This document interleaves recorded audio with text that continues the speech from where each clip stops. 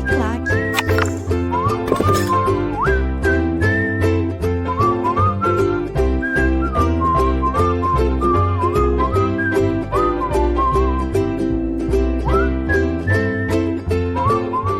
Olá, pessoal, tudo bem? Um grande abraço para você ligado aqui no LAC Concursos. Edenilson Moraes está na área e se derrubar é pênalti e a gente vai dando prosseguimento à nossa super preparação para esse concurso, para você ficar competitivo. Você vai destrinchar a banca, você vai ter um grande desempenho e vai buscar a sua aprovação. Você vai ser um campeão aqui do LAC Concursos.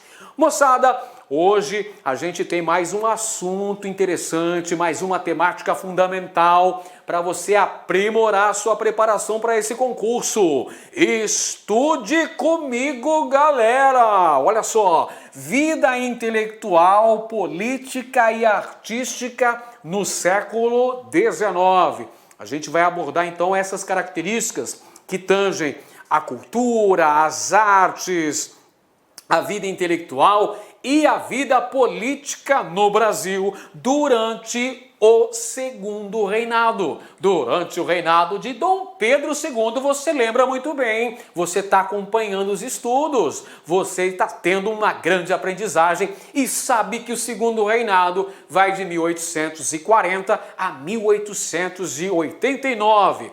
Durante o Segundo Reinado, durante o século XIX, vamos dizer assim, pessoal, durante o século XIX, porque o século XIX engloba muita coisa. Tem o período joanino, que vai de 1808 a 1821. Tem a regência de Dom Pedro, que vai de 1821 a 1822. Tem o primeiro reinado, que se estende até 1831. Tem as regências até 1840 e tem o segundo reinado, que vai de 1840 a 1889.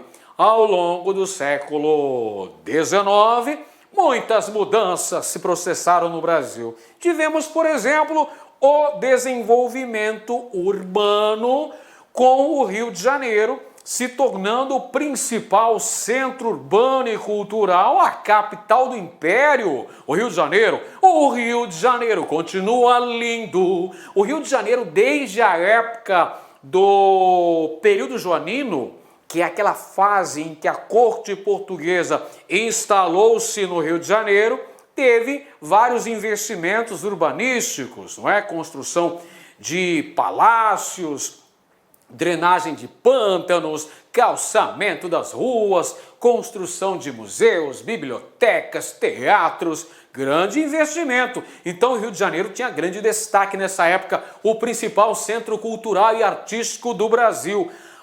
Os principais centros urbanos do Brasil da época eram, além da capital do Império, tínhamos também Salvador, Recife, Belém do Pará e São Paulo como importantes centros urbanos brasileiros, que apresentavam uma intensa vida cultural. Como a gente falou, tinha teatro, tinha museu, biblioteca, então a vida cultural era bastante agitada. Porém, meus amiguinhos, fica atento que essa sofisticação estava restrita às camadas dominantes. Era a galera das classes mais abastadas que frequentavam museus, frequentavam teatros, bibliotecas e tudo mais. Esses saraus todos que eram realizados. Porque a maioria da população estava sujeita a péssimas condições de vida e de trabalho. Na corte imperial, ou seja, no Rio de Janeiro, pessoal, tínhamos uma constante: desemprego, subemprego e malandragem. E criou-se nesse contexto uma identificação bastante preconceituosa entre pobreza, miséria e a população mais pobre, a população mestiça do Rio de Janeiro.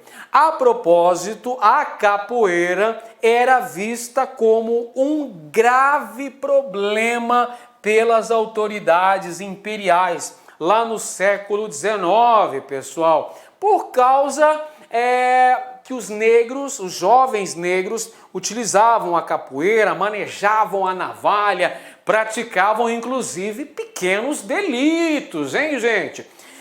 Vamos dizer aqui, ó, vamos afirmar que, olha só, é importante destacar que a capoeira era vista como um instrumento de afirmação de jovens negros. É por essa razão que a capoeiragem, era vista como um aspecto da malandragem. Durante muito tempo foi vista como uma atividade criminosa, inclusive. Não era vista como uma expressão cultural brasileira. A capoeira só torna-se uma expressão típica, característica, um patrimônio cultural e artístico do Brasil só no século XX, lá no advento da Era Vargas. Perfeito? Muito bem. E a cultura erudita? O que é a cultura erudita? A cultura acadêmica, a cultura para as elites.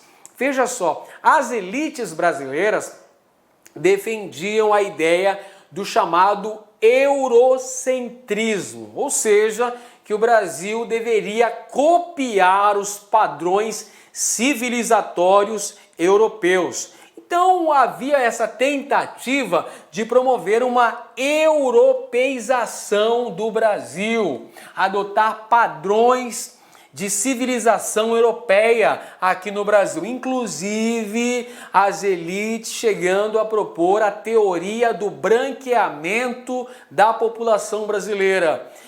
Havia essas visões pseudocientíficas de que o Brasil só seria um país rico, um país desenvolvido, a partir do momento que tivesse uma população majoritariamente branca.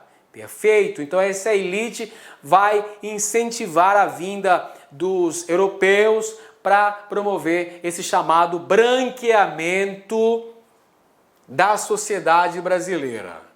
Bom, em relação ao desenvolvimento cultural, é importante mencionar que Dom Pedro II, o nosso imperador, fez muitos investimentos, muitos incentivos para a formação de pintores, por exemplo, de artistas brasileiros. O próprio Estado Imperial chegou a financiar bolsas de estudo na Europa para que esses jovens pudessem se formar academicamente e promover uma imagem favorável da monarquia brasileira. Pessoal, então o Dom Pedro II, um grande amante das artes, de variadas artes, não é? Da literatura, da geografia, da história, da própria arqueologia, da egiptologia. O cara gostava muito das ciências e das artes. Ele é um grande financiador. Há um incentivo imperial, inclusive, pagando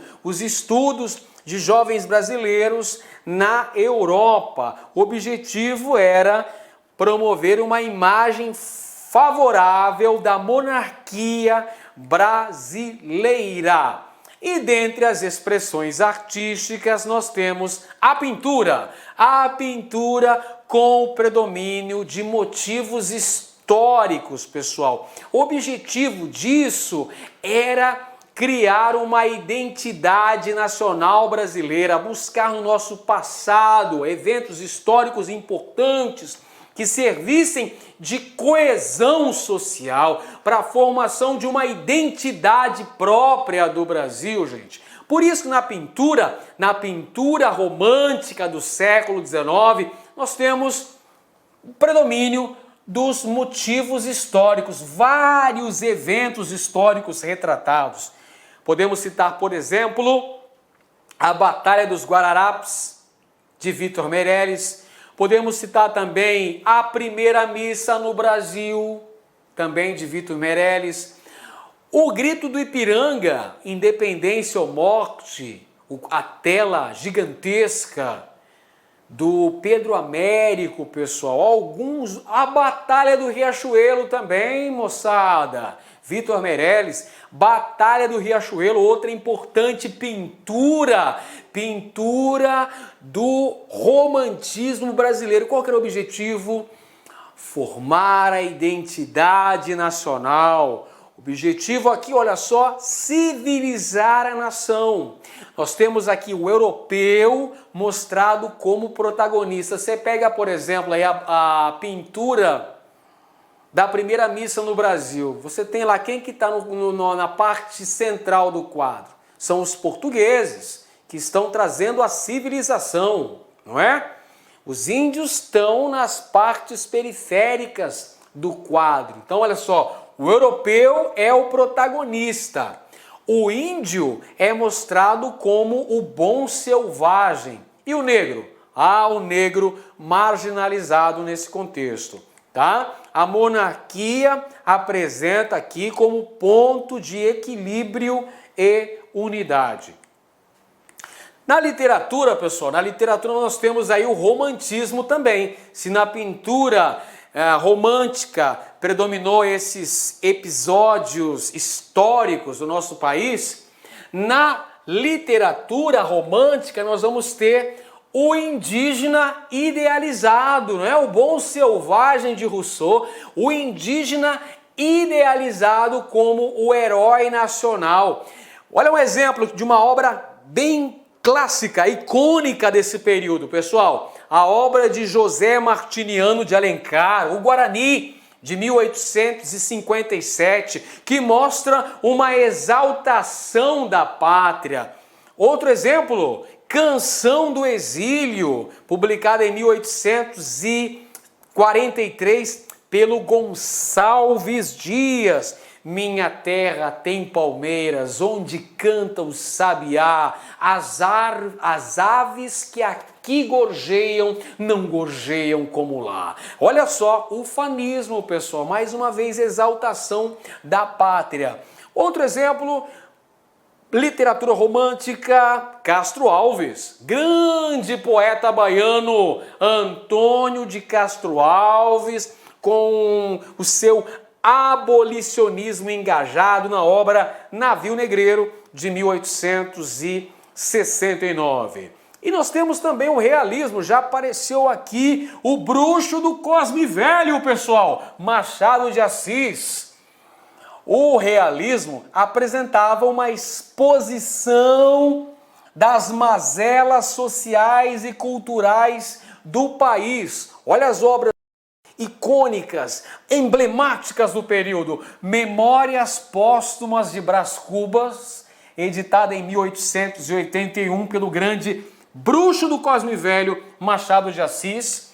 O Mulato, de 1881, de Aloysio Azevedo, que trata da questão racial. Então, o realismo, outra importante escola literária brasileira do século XIX.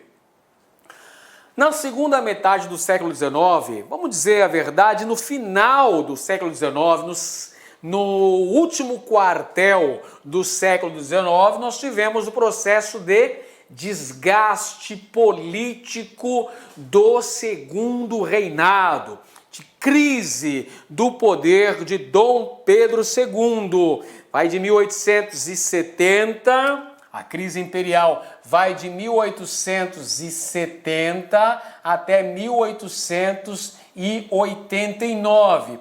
E quais são os fatores principais que potencializaram essa crise, pessoal? O crescimento do movimento republicano depois da Guerra do Paraguai, os atritos com a Igreja Católica, a famosa questão religiosa, os conflitos com os militares, na famosa questão militar, a perda do apoio dos fazendeiros escravocratas, na famosa questão servil. Todos esses fatores aí, pessoal, fizeram com que Dom Pedro II perdesse o poder.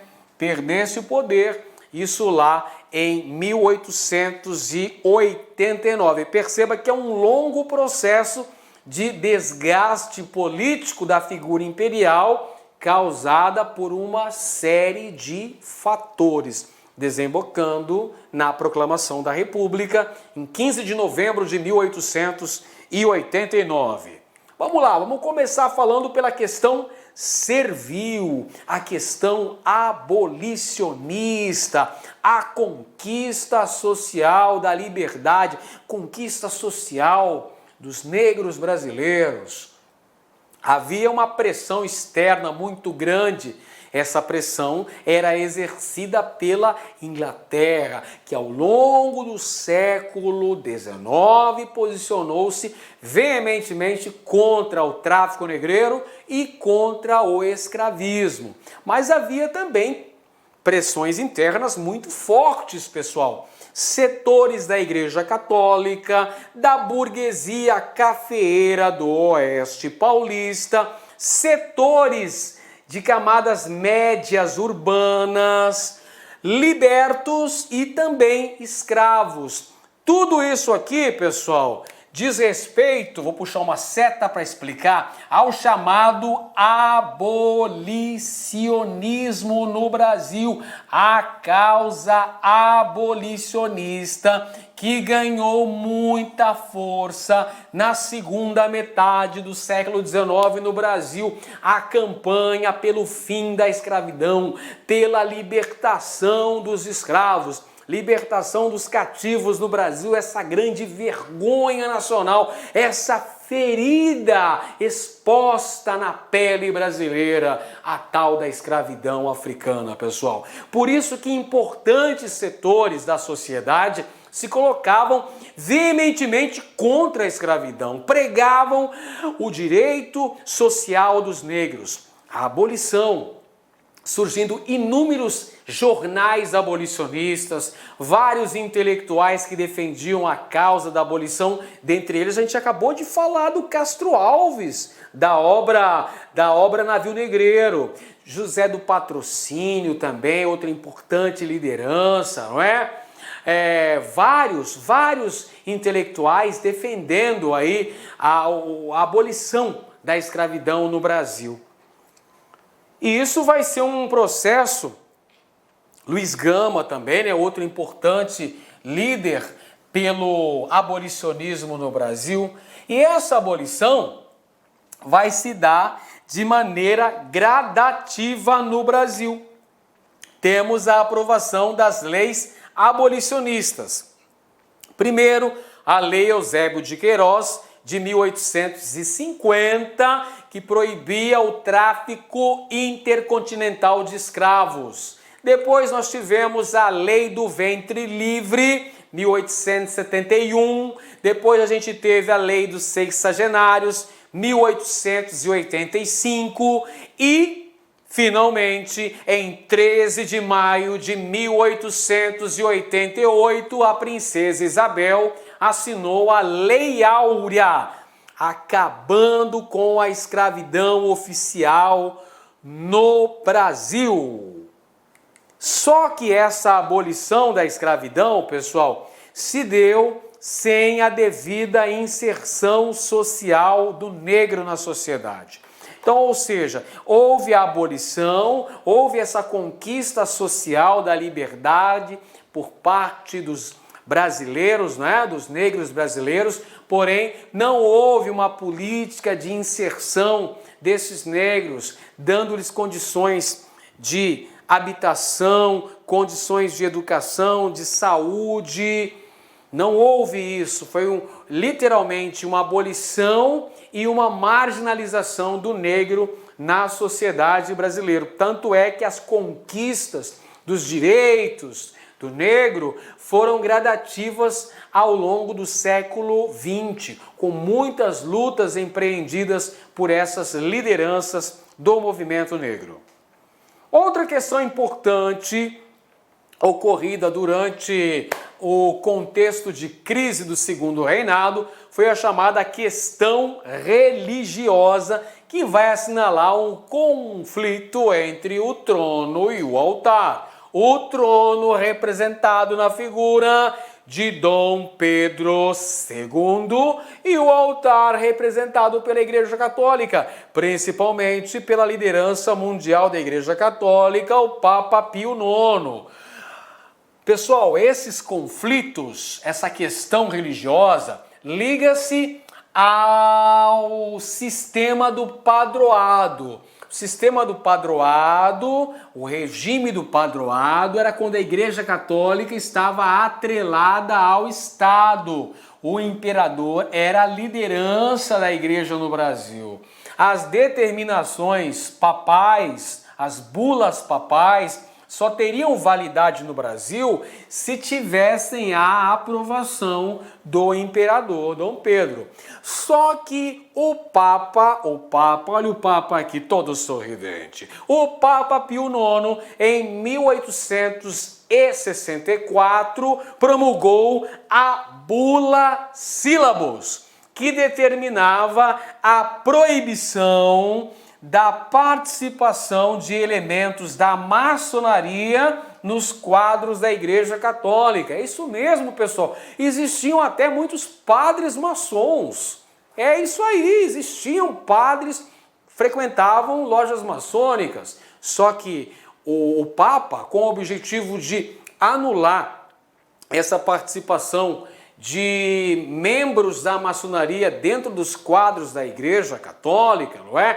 Participando inclusive de muitas irmandades religiosas, promulgou essa bula Syllabus. Só que aí o imperador Dom Pedro II, que a propósito também era maçom, não autorizou a vigência dessa bula papal. Ele se opôs à exclusão dos elementos da maçonaria dos quadros da Igreja Católica e ameaçou prender todos os bispos que ousassem desafiar as ordens do imperador. Acontece que os bispos de Olinda e Belém acabaram expulsando os maçons que faziam parte dos quadros da Igreja Católica nessas duas respectivas cidades brasileiras. E aí eles foram presos, condenados a trabalhos forçados. Posteriormente, é claro, eles foram anistiados. Só que a prisão dos bispos de Olinda e Recife, olha, repercutiu muito mal, pessoal. A própria imprensa republicana aproveitou isso para azedar as relações entre a Igreja Católica e a monarquia no Brasil. Por essa razão, o imperador acabou perdendo o apoio da Igreja Católica. É um rompimento entre Estado e Igreja. Essa é a questão religiosa. Tem mais uma questão, a questão militar, pessoal. Essa questão militar diz respeito à oposição entre a farda e a casaca. O que é essa oposição entre farda e casaca, pessoal? A farda, logicamente, o exército brasileiro, e a casaca são os civis. Perfeito? Como nós dissemos na aula anterior, o exército brasileiro foi uma instituição extremamente fortalecida ao final da Guerra do Paraguai. E o Exército passa a reivindicar maior participação política. E era proibida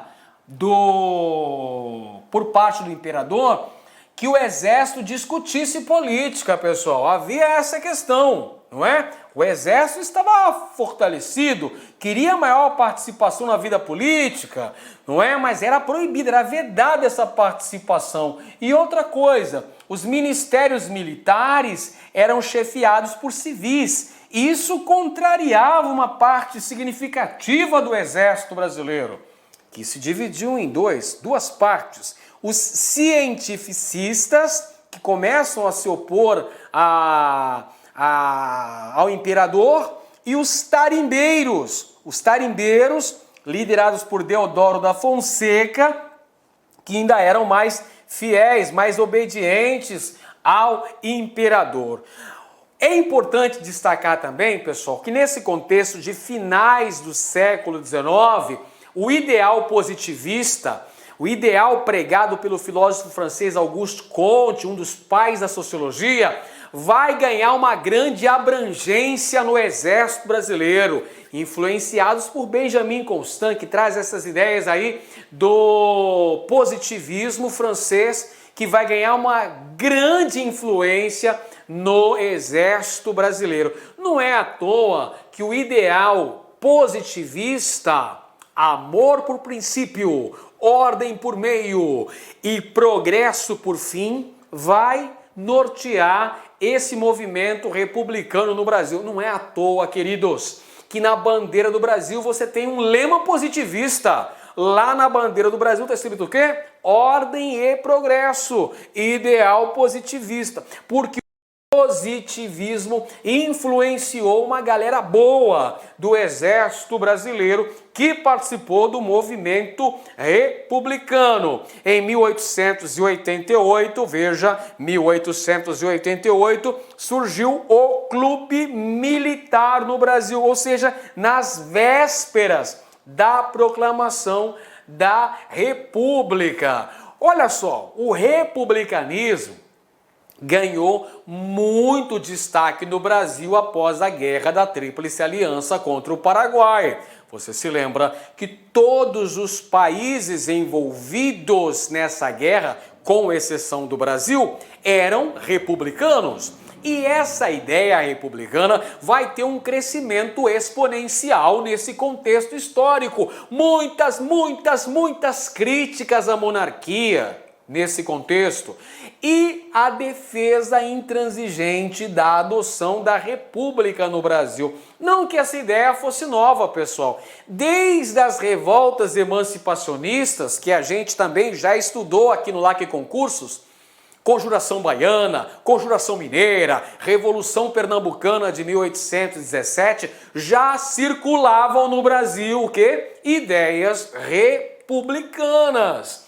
Quintino Bocaiúva, uma liderança do movimento republicano, defendia uma transição pacífica, mantendo-se a ordem estabelecida. Já o Silva Jardim, outra liderança mais radical desse movimento, defendia uma revolução social, grandes transformações sociais no nosso país. Inclusive a defesa da cidadania e da abolição da escravatura. Abolição que, como vimos, acontece cerca de um ano antes da proclamação da República no Brasil. Olha só, quem defendia essa ideia aqui, pessoal, do republicanismo? Setores do Exército Brasileiro, os cafeicultores do Oeste Paulista, aquela região progressista que comandava na produção de café no Brasil. Surge o Partido Republicano Paulista, PRP, e o Partido Republicano Mineiro, PRM, no ano de 1873. A classe média urbana, a burguesia, os militares vão ser os setores envolvidos diretamente na proclamação da República, pessoal. 15 de novembro de 1889 acontece o golpe que depôs a monarquia no Brasil e instalou o regime republicano. Olha aqui o Marechal Manuel Deodoro da Fonseca, que vai comandar esse ato pela proclamação da República no Rio de Janeiro e torna-se o primeiro presidente da República no Brasil. Vamos lá, pessoal. E o povo, galera? E o povo? O povo assistiu bestializado à proclamação da República. Parafraseando um jornalista da época, o Aristides Lobo, o povo não teve uma participação. Para os senhores terem uma ideia, quando o povo viu o exército na rua, a cavalaria, a infantaria, os canhões, começou a aplaudir e gritar "Viva o Exército Brasileiro", pensando se tratar de uma parada militar. Mal sabia o povo brasileiro que naquele momento caía a monarquia e surgia a república no Brasil. Vê se estava bem informada a população, hein, pessoal? A população estava que nem marido traído, hein? Sempre o último a saber. Aí se deu 15 de novembro de 1889, proclamação da República no Brasil. Vamos lá então, pessoal, vamos conferir o que a gente estudou agora? Gabarite comigo, galera. Vamos lá. Primeira questão, olha só, gente. A questão traz uma pintura, uma bela pintura. Vamos observar a pintura? Essa pintura aqui é romântica, hein, pessoal? José Maria de Medeiros pintou Iracema. Lembra da Iracema? Iracema, né? De José de Alencar. Iracema, a virgem dos lábios de mel, dos cabelos mais negros do que a asa da graúna. Oh, maravilha! Olha aqui a Iracema, olha o olhar da Iracema, todo tristonho, Iracema, olha só. Vamos conferir então aqui, pessoal, temos uma paisagem aqui retratada nessa pintura romântica do José Maria de Medeiros, Iracema. Ele aproveitou de um tema do romantismo literário, né, do José de Alencar, e trouxe aqui para nós aqui, a Virgem dos Lábios de Mel. Ui, ui, ui, ui, ui. Vamos lá então. Olha o enunciado da questão aqui, pessoal, vamos lá. O romance Iracema, de José de Alencar, publicado em 1865, influenciou artistas como José Maria de Medeiros, que nele encontraram inspiração para representar imagens do Brasil e do povo brasileiro imperial. 1822-1889 é o período que durou o Império no Brasil. Maravilha! Olha o comando da questão. O comando da questão é o mapa da mina, gente. Presta bem atenção. Vamos lá. Na construção da identidade... Opa! Na construção da identidade nacional. Olha isso aí, gente! Já estamos tendo uma dica importante. Construção da identidade nacional durante o Império do Brasil. Identifica-se a valorização dos seguintes aspectos. Legal, meu amiguinho, já temos aí o mapa da mina, o caminho das pedras está definido, que beleza! Vamos acertar essa questão aí, gente. Está falando sobre construção da identidade nacional, valorizava o quê? Valorizava o quê? Você viu a imagem tinha a Iracema, a virgem dos lábios de mel, dos cabelos negros como a asa da graúna. Vamos conferir? Letra A, clima ameno, índole guerreira dos ameríndios. Cara, você viu índole guerreira? Tinha lá Iracema, né? Tava toda tristonha ali, beira-mar, devia estar pensando no amado e tudo mais, não é? Errado, nada a ver essa letra A, pessoal. Letra B diz que é grandeza territorial e integração racial das etnias. Era isso que estava mostrando ali, pessoal? Não tinha só a Índia, apareceu só a Índia e a natureza, tinha o mar, tinha a floresta litorânea ali e tudo mais, não é isso? Então essa afirmação também está incorreta. Letra C, extensão litorânea e sincretismo religioso do povo? Pô, peraí, Iracema estava fazendo alguma cerimônia de xamanismo ali? Não estava, né? Iracema estava ali e tal, né? Devia estar pensando no amado, estava meio tristonha e tudo mais. Não é letra C também, pessoal. Seria a natureza tropical e a herança cultural dos grupos nativos? Beleza, essa mesmo. Você não viu na imagem?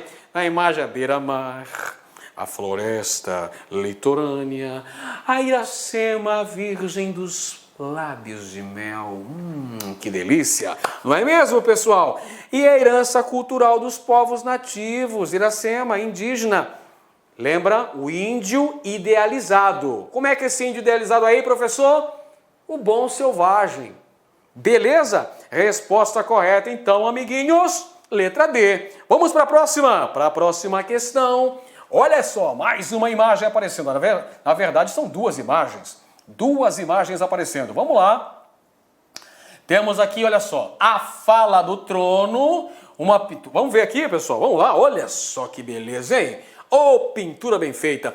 A fala do trono, olha só. Essa é a pintura de Pedro Américo, datada de 1873. Tá aqui o Dom Pedro, tudo bem vestido, ornamentado, com a coroa imperial, o cetro na mão. Oh, Dom, olha ele chegando ali no parlamento, não é?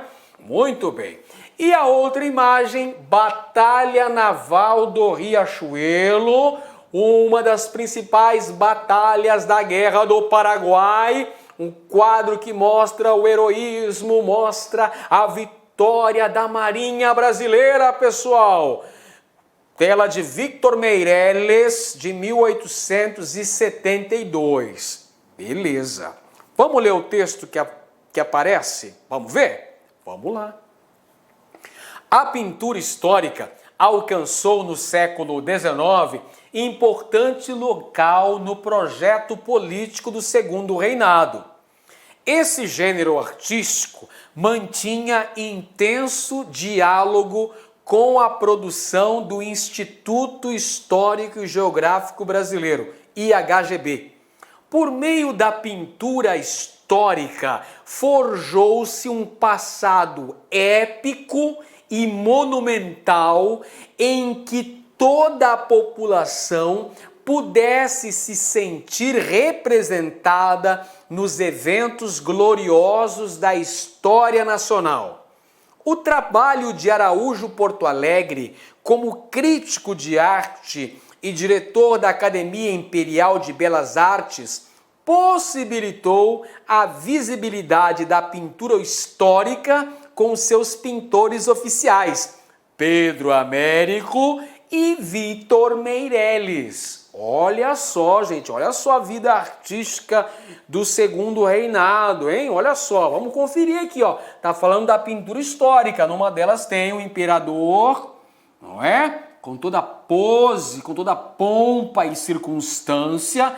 A outra mostra o heroísmo brasileiro na Guerra do Paraguai, Batalha Naval do Riachuelo. Dois dos principais pintores aí que vão trabalhar nessa temática da construção da identidade histórica nacional. Pedro Américo e Victor Meirelles. Vamos conferir então. Comando da questão, isso é muito importante. Considerando as imagens das telas e as informações do texto, as pinturas históricas para o governo do Segundo Reinado tinham a função essencial de: alternativa A, consolidar o poder militar. Tinha a função de consolidar o poder militar, pessoal? Não é a função de construir uma identidade nacional? Aquele passado glorioso do Brasil? Então essa aí está errada. B, difundir o pensamento geral. Ali naquelas telas você percebe uma preocupação em trazer uma mensagem crítica que visasse consolidar uma mentalidade consciente por parte da população? Não, visava a construção de todo um arcabouço identitário do ponto de vista cultural para o Brasil. Vamos para a próxima. Letra C. Garantir a pluralidade política. Era essa a razão? Mostrar que o Brasil era um país plural do ponto de vista político, vários pensamentos ideológicos diferentes? Não, está mostrando uma ideia de unidade, visava coesão social. E letra D, fortalecer a identidade nacional. Claro, fazer com que todo brasileiro percebesse esse seu passado glorioso, se identificasse com o Brasil, amasse o seu solo pátrio. É isso aí, pessoal. A alternativa correta é a letra D, fortalecimento da identidade nacional. Próxima questão aí, gente. Observe a caricatura de Ângelo Agostini, publicada na Revista Ilustrada, de 28 de julho de 1885. Moçada, É muito importante. Se cair uma ilustração, uma foto, uma charge, procure ler nas entrelinhas, meus amiguinhos. As informações que aparecem para você podem te ajudar muito, te ajudam sobremaneira na resolução dessa questão. Então, por exemplo, aqui nos mostra que é uma caricatura que foi publicada numa revista brasileira de 1885, ou seja, é a fase final do segundo reinado no Brasil. E aí sim a gente vai olhar para a figura, vai olhar para a caricatura. A caricatura nos mostra o quê?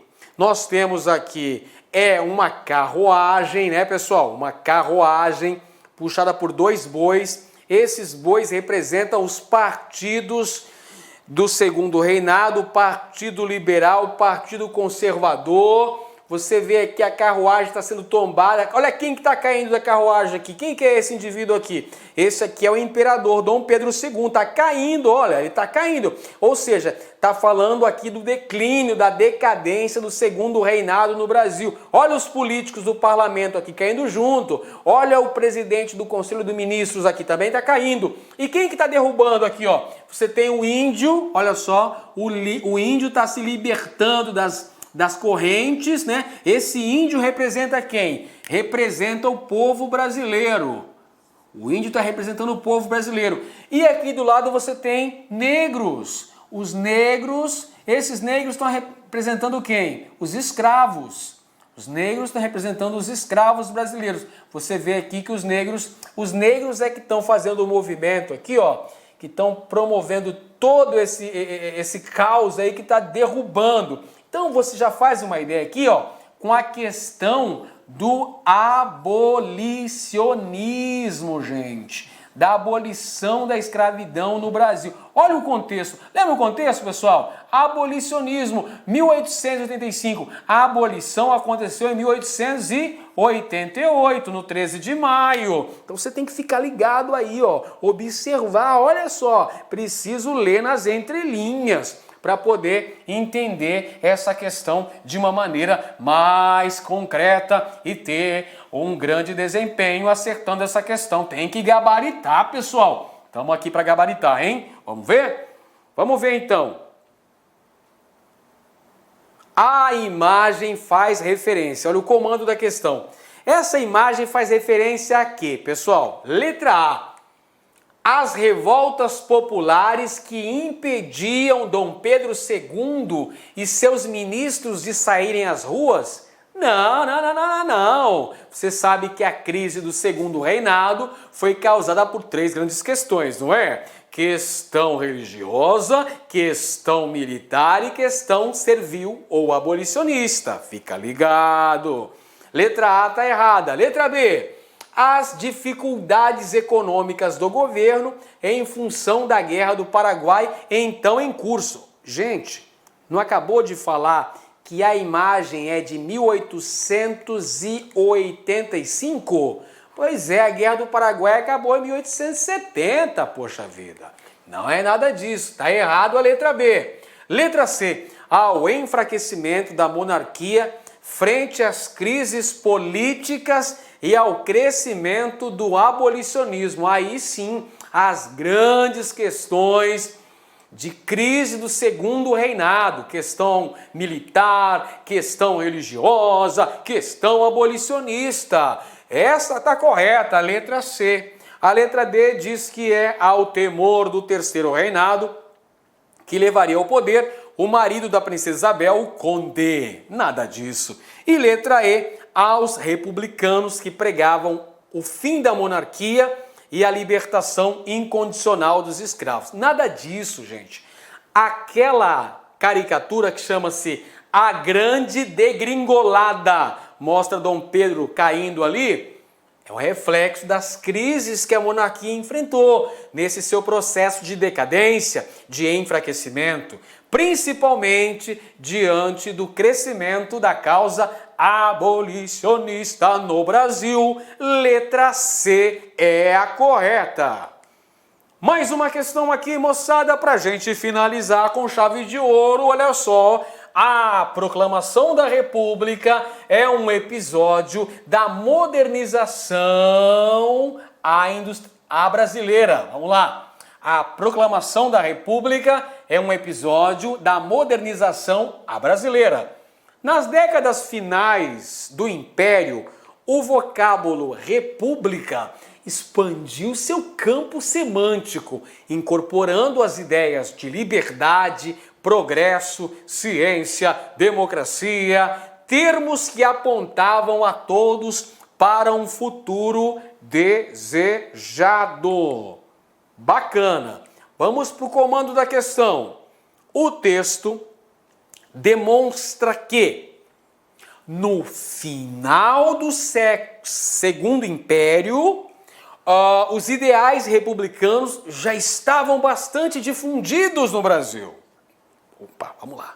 Os adeptos do republicanismo nesse período tinham como principal pensamento, olha só, então a questão está falando sobre o crescimento do movimento republicano no final do Segundo Reinado no Brasil. E o comando já pergunta aqui, olha só, os adeptos do republicanismo nesse período tinham como principal pensamento, eu quero saber qual é o principal pensamento que norteava o republicanismo no Brasil. Vamos lá. Letra A. A defesa do federalismo buscando maior autonomia para as províncias. Pronto, já chegamos à nossa resposta correta. Os republicanos eram contrários ao excessivo centralismo político do período imperial, do Segundo Reinado, do reinado de Dom Pedro II. Pregavam, então, maior autonomia para as províncias, que, a propósito, depois da proclamação da República, as províncias foram transformadas em estados, ok? Então, o federalismo é um dos princípios norteadores da causa republicana no Brasil. Já encontramos a resposta certa, mas vamos analisar as outras alternativas. Letra B, luta pela continuidade da concentração política, mesmo sem a figura do imperador. Nada, pessoal. Eles eram contra essa concentração política. Eles defendiam a ideia do federalismo, ou seja, a descentralização política. Letra C. A organização de uma república centralizadora, sendo o estado de São Paulo a sede político-administrativa. Será que os republicanos defendiam uma república centralizadora, quase que ditatorial, e mudar a capital para São Paulo? Nada disso, gente. As ideias eram federalistas e a capital manteve-se no Rio de Janeiro. Letra D. Implantação de um regime militar em que os grandes nomes da Guerra da Tríplice Aliança tomassem a direção nacional. Para com isso, não era esse o objetivo, né? Não era esse o objetivo. Por uma questão circunstancial, os dois primeiros presidentes do Brasil acabaram sendo marechais. O Marechal Deodoro da Fonseca e o Marechal Floriano Peixoto durante a chamada República da Espada, de 1889 a 1894. Tá errada essa questão aqui, pessoal. Tá errada. Não visava a implantação de um regime militar. Nada disso. Um regime republicano federalista. E a alternativa E, construção de um parlamentarismo em que o primeiro-ministro seria o responsável pela manutenção da unidade nacional. Errado, gente. Os republicanos defendiam o quê? O presidencialismo, gente. Presidencialismo, o poder ficasse no presidente da República, chefe de Estado, chefe de governo, ok? Resposta correta, então, é letra A. Maravilha, então, pessoal. Essa é a resposta correta. Os republicanos faziam a defesa do federalismo, buscando maior autonomia para as províncias. Muito bem, pessoal. Espero que a aula tenha sido bastante produtiva e que você tenha uma grande aprendizagem para destruir, para arrebentar no dia da sua prova. Forte abraço, bons estudos e cuide-se bem. Tchau, pessoal. Clique lá